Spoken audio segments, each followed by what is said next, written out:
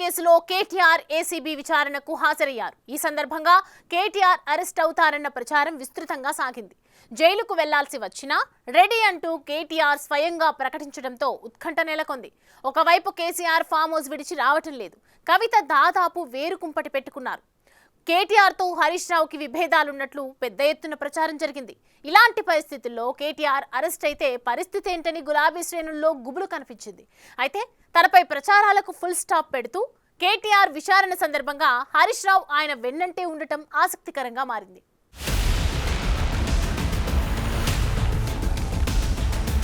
Formula ఈ race కేసులో మాజీ మంత్రి బీఆర్ఎస్ వర్కింగ్ ప్రెసిడెంట్ కేటీఆర్ ను ఏసీబీ అధికారులు 8 గంటల పాటు సుదీర్ఘ విచారణ చేశారు. ఈసారి ప్రధానంగా ఫార్ములా ఈ ఆపరేషన్స్ సంస్థతో పరిచయం, రేస్ నిర్వహణ కోసం జరిగిన ఉత్తర ప్రత్యుత్తరాలు, నిధుల చెల్లింపుల వంటి అంశాలపై ప్రశ్నల వర్షం కురిపించారు. ఇదే కేసులో కేటీఆర్ ను జనవరి 9న ఏసీబీ అధికారులు విచారించారు. అనంతరం రేస్ నిర్వహణపై ఎఫ్ఈఓ ప్రతినిధులను వీడియో కాన్ఫరెన్స్ ద్వారా 2 సార్లు విచారించారు. వారి నుంచి సేకరించిన సమాచారం ఆధారంగానే కేటీఆర్ పై విచారణ సాగినట్లు తెలుస్తోంది. కేటీఆర్ వాంగ్మూలాన్ని నమోదు చేసుకున్న అధికారులు అవసరమైతే మరోసారి పిలుస్తామని చెప్పి పంపించివేశారు.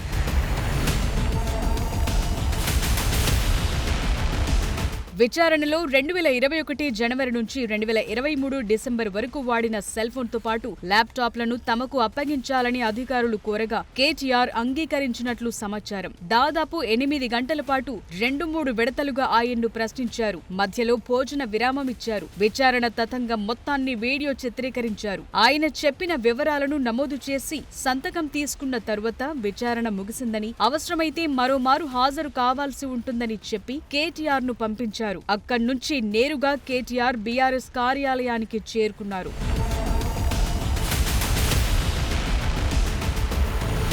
ఈ విచారణ సందర్భంగా కేటీఆర్ అరెస్ట్ అవుతారన్న ప్రచారం విస్తృతంగా జరిగింది. ఒకవైపు కేటీఆర్ అరెస్ట్ అనే వార్తలు సోషల్ మీడియాలో వైరల్ అయితే, స్వయంగా కేటీఆరే తన అరెస్టుపై లీక్లివ్వటం మరింత ఉత్కంఠ రేపింది. ఏసీబీ విచారణకు హాజరవుతూ ఆసక్తికర కామెంట్స్ చేశారాయన. ఎన్నిసార్లైనా విచారణకు వస్తానంటూనే మహా అయితే అరెస్టు చేస్తారంటూ మళ్లీ జైలుకెళ్లాల్సి వచ్చినా రెడీ అని వ్యాఖ్యానించారాయన. పార్టీ వర్కింగ్ ప్రెసిడెంట్ అరెస్ట్ అయితే ఎలా? అసలే కేసీఆర్ ఆరోగ్యం బాలేదు. ఫ్యామిలీ సఖ్యత లేదు. గులాబీ బాస్ ఫామ్ హౌస్ విడిచి రావట్లేదు. ఎమ్మెల్సీ కవిత కారు దిగేశారు. అటు కేసీఆర్ రాక, కవిత లేక కేటీఆర్ జైలుకెళితే ఏంటి పరిస్థితి? గులాబీ దండులో తీవ్ర ఆందోళన కనిపించింది.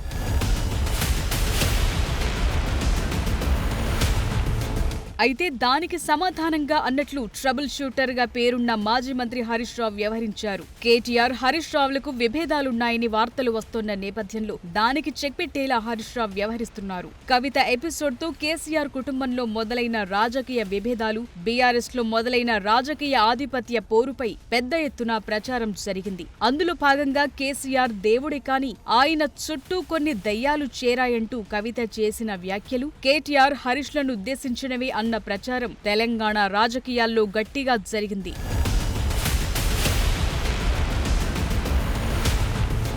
కుటుంబ విభేదాలపై ప్రచారాన్ని బలపరుస్తూ కవిత కూడా తన జాగృతి సంస్థతో సొంత కార్యక్రమాలు నిర్వహించుకుంటూ దూకుడు ప్రదర్శిస్తున్నారు. ఈ నేపథ్యంలో బీఆర్ఎస్ కు కవిత మెల్లిమెల్లిగా దూరమవుతున్నట్టు కనిపిస్తున్నారు. అయితే అటు కాంగ్రెస్ ప్రభుత్వం కేసీఆర్ హరీష్ లకు కాళేశ్వరం ప్రాజెక్టుపై విచారణకు నోటీసులు ఇవ్వటంతో తన తండ్రికి మద్దతుగా గళం వినిపించిన కవిత హరీష్ విషయంలో మౌనంగా ఉండిపోయింది.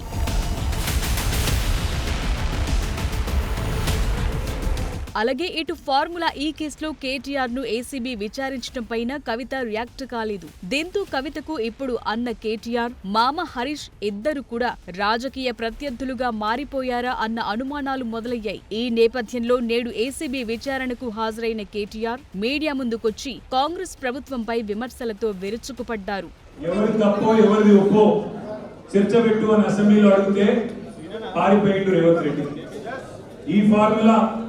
ఫార్ములా ఈ కార్ రేసింగ్ మీద నేనేదో తప్పు చేసిన అంటున్నావు కదా, కేసీఆర్ ప్రభుత్వం ఏదో తప్పు చేసింది అంటున్నావు కదా, దమ్ముంటే అసెంబ్లీలో చర్చ పెట్టు అని అసెంబ్లీలో కూడా పట్టుబట్టినాం. పారిపోయింది. 4 గోడల మధ్య ఎందుకయ్యా 4 కోట్ల మంది ముందు మాట్లాడదామంటే పారిపోయింది. పోనీ ఇట్లా కాదు, ఈ బద్నాం క్యాంపెయిన్ ఇంకెన్ని రోజులు నడుపుతావు? ఈ దేశంలో ఏ రాజకీయ నాయకుడు అన్నటి విధంగా నేను అంటున్నా, నువ్వు ముందుకు రా, నేను తప్పు చేయలేదు, నిజాయితీకి ధైర్యం ఎక్కువ కాబట్టి అవసరమైతే లైట్ డిటెక్టర్ పరీక్ష తీసుకుంటా, నువ్వు కూడా రా. పక్కలేడు పారిపోయాడు.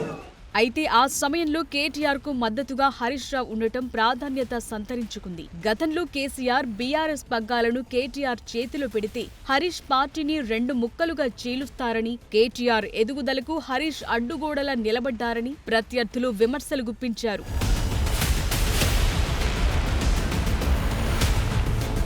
అయితే ఆ ఆరోపణలన్నిటికీ సమాధానంగా హరీష్ పార్టీ పరంగా నాయకత్వ మార్పు నుంచి మరే ఇతర మార్పులకైనా కేసీఆర్ సిద్ధపడితే అందుకు తన పూర్తి మద్దతుంటుందని, అది కేటీఆర్ నాయకత్వమైనా తాను స్వాగతిస్తానని గతంలోనే ప్రకటించారు. దానికి తగ్గట్లే తరువాత కేటీఆర్ హరీష్ రావులు వరుసగా భేటీ అయి తమకు విభేదాలు లేవని స్పష్టం చేసే ప్రయత్నం చేశారు. తాజాగా కేటీఆర్ ఏసీబీ విచారణకు హాజరైనప్పుడు హరీష్ రావు ఆయన వెన్నంటే ఉండడంతో గులాబీ శ్రేణుల్లో కొత్త ఉత్సాహం నెలకొంది.